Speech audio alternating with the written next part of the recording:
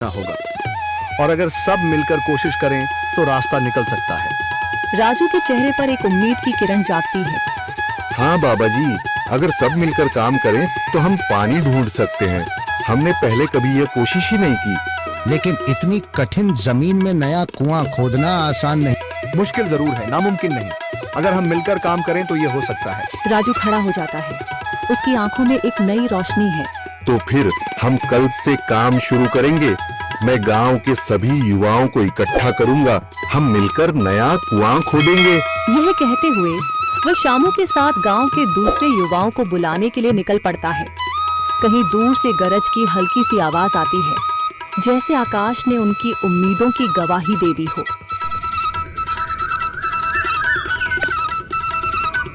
अगली सुबह राजू और शामू गांव के युवाओं को इकट्ठा करने निकल पड़े।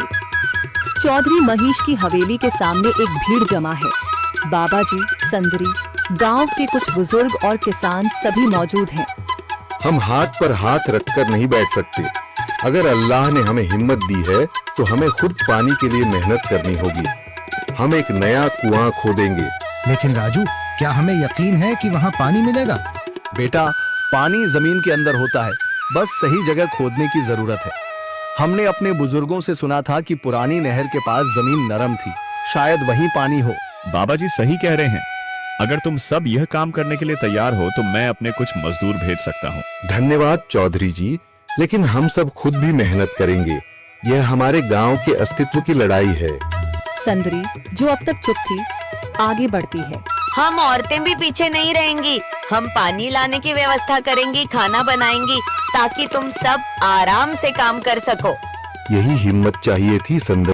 पूरा गांव एक नई उम्मीद के साथ कुआं खोदने की तैयारी में जुट जाता है। दूसरी ओर कुआं खोदने का काम शुरू हो चुका है।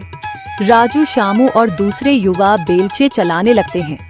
मिट्टी बाहर निकाली जाने लगती है।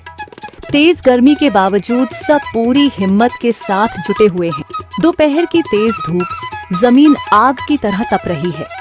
गांव के लोग लगातार कुआं खोदने में जुटे हैं। हाथ छिलने लगे हैं, माथे से पसीना बह रहा है, मगर किसी ने हार नहीं मानी। महिलाएं पानी और सत्तू लेकर आती हैं ताकि पुरुषों को कुछ राहत मिले। हमें और गहराई तक जाना होगा। अब तक सिर्फ सूखी मिट्टी और पत्थर ही निकल रहे हैं। राजू, यह बहुत कठिन काम है। अगर हमें पानी न मिला। अल्लाह मेहनत करने वालों को कभी निराश नहीं करता बेटा। तुम सब अपनी कोशिश जारी रखो, पानी जरूर निकलेगा। हिम्मत मत हारो। अगर अब रुक गए तो फिर कभी पानी नहीं मिलेगा।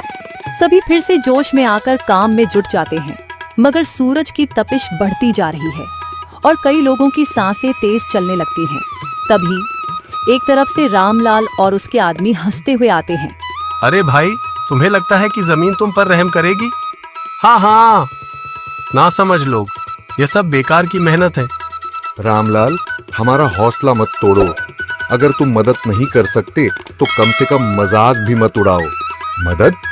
हाँ, मैं अपने कुएं का पानी बेच सकता हूँ, मगर मुफ्त में नहीं दूंगा। राजू सब अनसुना कर फिर काम में लग जाता है। शाम होने लगती है, लेकिन अभी तक पानी का नामो निशान नहीं। कुछ लोग मायूस होकर पीछे हटने लगते हैं। राजू, शायद रामलाल सही कह रहा है। यह सब बेकार है। नहीं शामू, हमें हार नहीं माननी।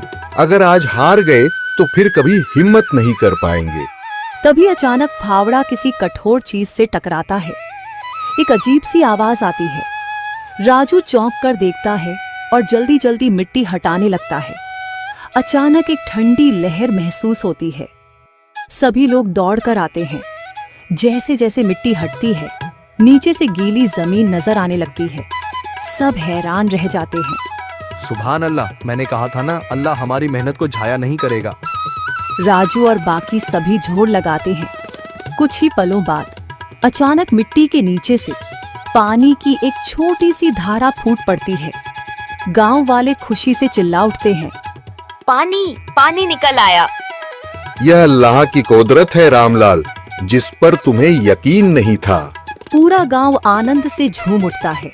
लोग एक दूसरे को बधाइयां देते हैं। औरतें दुआ करने लगती हैं। कुछ दिन बीत चुके हैं। गांव वाले नए कुएं से पानी भर रहे हैं, खेतों को सींच रहे हैं और जिंदगी फिर से पटरी पर लौट रही है। मगर रामलाल अब भी अपनी